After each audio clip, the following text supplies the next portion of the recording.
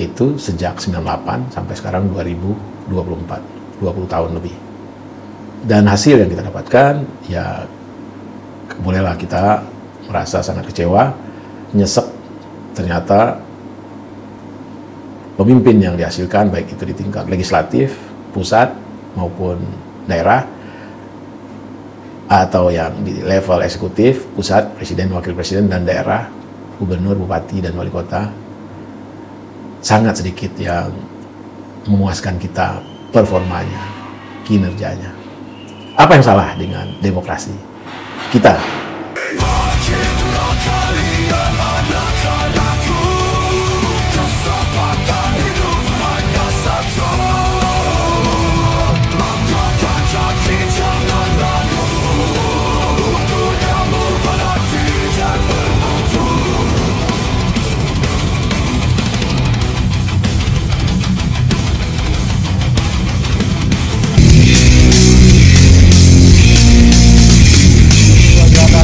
Lagi kita channel yang perlu imajinasi rumah gratis Surabaya. Subscribe.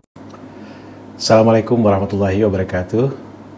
Apa kabar teman-teman sobat Kicau Jelata? Senang jumpa lagi dengan teman-teman. Menjadi orang baik itu biasa, menjadi orang biasa itu baik. Tapi menjadikan kebaikan sebagai sebuah kebiasaan, nah itu baru luar biasa. Hidup hanya sekali, mari bikin berarti. Hidup hanya sesaat, ayo tebar manfaat. Teman-teman sobat Kicau Jelata, hari ini jagat politik Indonesia dikejutkan oleh satu peristiwa, yaitu pengunduran diri Ketua Partai Golkar, Erlangga Hartarto, yang juga dikenal di kalangan dekatnya sebagai si anak ajaib. Assalamualaikum warahmatullahi wabarakatuh. Selamat pagi para kader Partai Golkar yang saya cintai. Saya Erlangga Hartarto, setelah mempertimbangkan dan untuk menjaga keutuhan Partai Golkar dalam rangka memastikan stabilitas transisi pemerintahan yang akan terjadi dalam waktu dekat, maka dengan mengucapkan Bismillahirrahmanirrahim, serta atas petunjuk Tuhan Yang Maha Besar, maka dengan ini saya menyatakan pengunduran diri sebagai Ketua Umum DPP Partai Golkar. Pengunduran diri ini terhitung sejak semalam, yaitu Sabtu 10 Agustus 2024. Selanjutnya sebagai partai besar yang matang dan dewasa, DPP Partai Golkar akan segera menyiapkan mekanisme organisasi sesuai dengan ketentuan ADART organisasi yang berlaku. Pengunduran diri yang sama sekali tidak disangka-sangka, karena kita tahu setelah pemilu legislatif dan pilpres kemarin, perolehan suara Partai Golkar cukup signifikan, yaitu partai kedua terbesar di parlemen setelah PDIP. Dan perolehan suara di tingkat 2 DPRD, kabupaten kota, di beberapa tempat di Indonesia juga cukup signifikan. Artinya, secara ketua umum, Erlangga berhasil membawa atau setidaknya mempertahankan posisi Partai Golkar di jagat perpolitikan di Indonesia ini. Barangkali satu-satunya kalau dianggap sebagai kegagalan adalah tidak mampunya Partai Golkar menempatkan kadernya di posisi presiden dan wakil presiden pada pilpres yang baru lalu. Alasan yang bisa kita baca atau kita dengar dari Erlangga itu pengunduran dirinya adalah karena untuk menjaga kondusivitas pada masa transisi kekuasaan dari Presiden Jokowi ke Presiden Prabowo. Tentu kita tidak bisa menafsirkan apa yang dimaksud, apakah alasan tersebut relevan dengan pengunduran diri yang bersangkutan atau ada alasan lain di belakang panggung yang barangkali baru di hari-hari ke depan kita akan tahu. Banyak spekulasi yang beredar, tapi kita tak hendak berspekulasi. Minggu-minggu ini jagat politik Indonesia juga dikejutkan oleh larinya, atau berhamburannya, atau keluarnya, atau hengkangnya partai politik yang selama ini telah dengan lantang menyatakan akan mendukung Anies untuk maju di kontestasi Pilkada DKI. Ada partai PKS, ada partai Nasdem, dan ada partai PKB. Nampaknya ketiga partai tersebut telah dengan terang-terangan atau sebagian ada dengan bahasa bersayap menyatakan bahwa mereka tidak lagi mengusung Anies menjadi calon gubernur DKI, dan mereka merapat ke Koalisi Indonesia Maju. Itu adalah residu dari Pilpres yang masih dipertahankan sampai saat ini, dan mereka bergabung. Dan sekarang tinggallah PDIP sendiri yang meskipun dia atau partai ini menjadi pemenang kedua di DKI setelah PKS, tetap saja PDIP tidak bisa mengusung calon untuk diajukan sebagai gubernur atau wakil gubernur di DKI Jakarta. Jadi teman-teman, hari ini Bang Kicau ingin kita berceloteh, berkicau, bercerita tentang politik. Ya, apa sejatinya politik? Dan bagaimana politik di Indonesia ini? Tentu dalam perspektif jelata. Kita memilih demokrasi sebagai cara beradab dalam menyeleksi kepemimpinan nasional. Jadi membuat sirkulasi kepemimpinan nasional ini secara sehat dan beradab, kita pilih demokrasi. Dan pasca reformasi, banyak perubahan-perubahan yang kita lakukan. Kalau sebelum reformasi, pemilihan presiden itu dilakukan oleh MPR, jadi bukan direct election oleh masyarakat.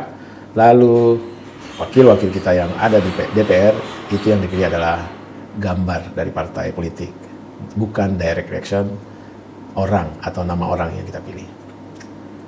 Itu sejak 98 sampai sekarang 2024, 20 tahun lebih. Dan hasil yang kita dapatkan, ya bolehlah kita merasa sangat kecewa, nyesek. Ternyata pemimpin yang dihasilkan, baik itu di tingkat legislatif, pusat maupun daerah, atau yang di level eksekutif, pusat, presiden, wakil presiden, dan daerah, gubernur, bupati, dan wali kota, sangat sedikit yang memuaskan kita performanya, kinerjanya. Apa yang salah dengan demokrasi kita? Menurut kita ada beberapa anomali-anomali dalam demokrasi kita ini. Anomali pertama adalah soal partai politik. Kita tahu memang partai politik bukan satu-satunya kendaraan, tool yang bisa dipakai untuk mengantarkan seseorang menjadi pemimpin, baik itu di level eksekutif maupun legislatif. Untuk level legislatif ada yang namanya itu Dewan Perwakilan Daerah atau calon perorangan. Itu perorangan mencalonkan diri untuk menjadi wakil-wakil kita di parlemen. Lalu untuk gubernur, bupati, dan wali kota juga dikenal dengan apa yang namanya calon perorangan. Dengan mengumpulkan persyaratan-persyaratan tertentu tanpa melalui partai politik, seseorang bisa mencalonkan diri menjadi gubernur, bupati, dan wali kota. Tetapi untuk level eksekutif pusat, presiden, wakil presiden, satu-satunya jalan untuk menjadi pemimpin itu harus melalui partai politik. Anomali partai politik pertama yang Bang Kicau mau kemukakan adalah sebagai institusi demokrasi, partai politik tidak menggambarkan atau sama sekali tidak demokratis. Kita bisa lihat betapa buruknya sirkulasi kepemimpinan di partai politik. Banyak partai politik yang pemimpinnya sejak didirikan sampai sekarang masih yang itu-itu saja. Lalu yang kedua, soal apa yang disebut dengan nepotisme, kita melihat juga banyak di partai politik kita, dari pimpinan, turun ke anak, keponakan, saudara, istri, dan segala macam. Jadi sesuatu yang menyatakan diri sebagai institusi demokrasi tidak mencerminkan hal-hal yang sifatnya demokratis. Itu satu. Lalu yang kedua, adanya apa yang disebut dengan parliamentary threshold, batas minimum perolehan kursi satu partai politik yang bisa mengirimkan wakilnya ke Senayan sana menjadi anggota DPR. Tentu ini agak aneh. Partai sejatinya adalah kendaraan. Siapapun yang bisa sampai di Senayan sana dengan memenuhi syarat dan ketentuan, mau satu orang, dua orang, dia berhak menjadi wakil dari masyarakat. Tetapi tidak saat ini dengan adanya pembatasan threshold parlemen itu. Lalu ada lagi yang namanya presidential threshold, batas minimum untuk bisa satu partai atau kelompok partai mencalonkan orang menjadi presiden di Republik ini. Ini juga aneh, tidak demokratis sama sekali. Artinya itu membatasi pilihan-pilihan masyarakat. Sungguh sangat tidak demokratis. Dan yang lucunya lagi, di level eksekutif pusat, presiden dan wakil presiden, threshold yang dipakai oleh partai politik yang kemarin mengajukan calon, itu adalah threshold perolehan suara di pemilu 2019. Yang sebenarnya telah kadaluarsa di tahun 2024. Itu aneh.